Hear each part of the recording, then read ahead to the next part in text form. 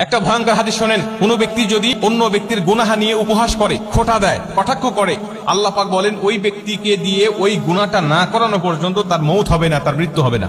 মানে আপনি আপনার ভাইয়ের কোনো গুনাহ নিয়ে খোঁটা দিচ্ছেন, কটূক্তি করতেছেন, উপহাস করছেন, মানুষের মাঝে বলে বেড়াচ্ছেন, ওই গুনাহ আল্লাহ আপনাকে দিয়ে করাবে, তারপরে আপনাকে দুনিয়া থেকে টান দিবে।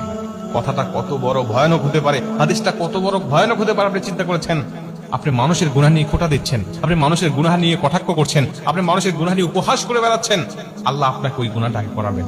রাসূল সাল্লাল্লাহু আলাইহি ওয়াসাল্লাম একজন সাহাবী মদ পান করেছিলেন। আল্লাহ রাসূল তাকে যখন মদের শাস্তি দিচ্ছিলেন, ওই সাহাবী এটা দেখে উপহাস করতেছিল এবং তাকে গুনাহগার বলে বারবার ভর্ৎসনা দিতেছিল এবং বলতেছিল সে কত বড় গুনাহ করেছে, সে কত বড় অন্যায় করেছে, মদ পান করেছে, এটা বলে বলে মানুষের কাছে প্রচার করতেছিল। আল্লাহ রাসূল তাকে ডাক দেয়া বলেন, তুমি শয়তানকে কেন সাহায্য করছো? তুমি শয়তানকে কেন সহযোগিতা করছো? তুমি তাকে উপহাস না করে তুমি তার জন্য মাগফিরাত কামনা করো, তার জন্য দোয়া করো, আল্লাহ পাক যেন তাকে ক্ষমা করে দেয়। তুমি সেটা না করে তুমি মুসলিম হয়ে তোমার মুসলিম ভাইয়ের গুনাহ নিয়ে তুমি উপহাস করছো।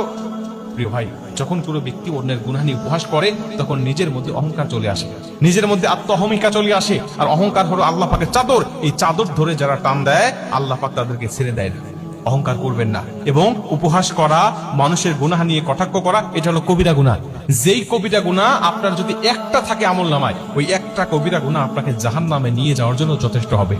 আপনি এই কবিরা গুনাহগুলো হরহামেশা করে যাচ্ছেন এবং আপনি যখন কাউকে নিয়ে কটূক্তি করবেন, কটাক্ষ করবেন, হয়তোবা দুনিয়ার মানুষ আপনার কথাগুলো শুনে হাসবে, কিন্তু আল্লাহ পাক সবচেয়ে বেশি আপনার উপর নারাজ হয়ে যাবে। আপনি চিন্তাও করতে পারবেন না। আপনি মানুষের মাঝে বলতেছেন, মানুষ আপনার কথা শুনে হাসতেছে, মানুষ আপনার কথা শুনে আপনাকে বাহবা দিচ্ছে যে আপনি এত কিছু জানেন, কিন্তু আল্লাহ পাক আপনার উপরে এতটাই রাগান্বিত হচ্ছে, যেই রাগান্বিত হওয়ার কারণে আপনার জন্য কিন্তু জাহান্নাম ওয়াজিব হয়ে যেতে পারে।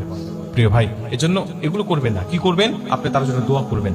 যখন কোনো ব্যক্তির জন্য আপনি দোয়া করেন, তখন ওই দোয়াটা আল্লাহ পাক আপনার নিজের জন্য আগে কবুল করে। দেখেন কত সুন্দর কথা। আপনি কোনো ব্যক্তির জন্য দোয়া করতেছেন, আল্লাহ আমার অমুক ভাইকে আপনি ক্ষমা করে দেন, আপনি মাফ করে দেন। আল্লাহ বলে, যা, আগে তোকে মাফ করবো, তারপরে তাকে ক্ষমা করবো। আগে তোকে ক্ষমা করবো, তারপরে তাকে ক্ষমা করবো। কেন? তুই তোর মুসলিম ভাইয়ের জন্য দোয়া করেছিস, তোকে বোনাস হিসাবে আমি আল্লাহ তোকে ক্ষমা করবো, তারপরে ওকে ক্ষমা করবো। আপনি আপনার ভাইয়ের জন্য দোয়া করেছেন, আল্লাহ আমার অমুক ভাইকে রিজিক নাই, তাকে একটু রিজিকের ব্যবস্থা করে দাও, ইনকাম সোর্স দিয়ে দাও, আল্লাহ রিজিকের মধ্যে বরকত দিয়ে দাও। আল্লাহ বলে, তোর ভাইয়ের জন্য তুই দোয়া করেছিস, আমি আল্লাহ আগে তোর রিজিকটাকে বৃদ্ধি করবো, রিজিকের মধ্যে বরকত দিব, তারপরে তোর ভাইয়ের জন্য দোয়াটা কবুল করবো। প্রিয় ভাই, ইসলামটা কত সুন্দর দেখেন। আপনি যদি আপনার ভাইয়ের জন্য সবসময় কল্যাণকামী হন, তাহলে আল্লাহ আপনার উপর সন্তুষ্ট হবে, আল্লাহ আপনাকে সুখময় এবং শান্তিময় জীবন দান করবে। আপনি এই সুন্দর পথ ছেড়ে কেন বিপদে চলে যাবেন? আপনি এই সুন্দর ব্যবস্থা রেখে, দিন ইসলাম রেখে আপনি কেন দিন ইসলামের বাহিরে চলে যাবেন?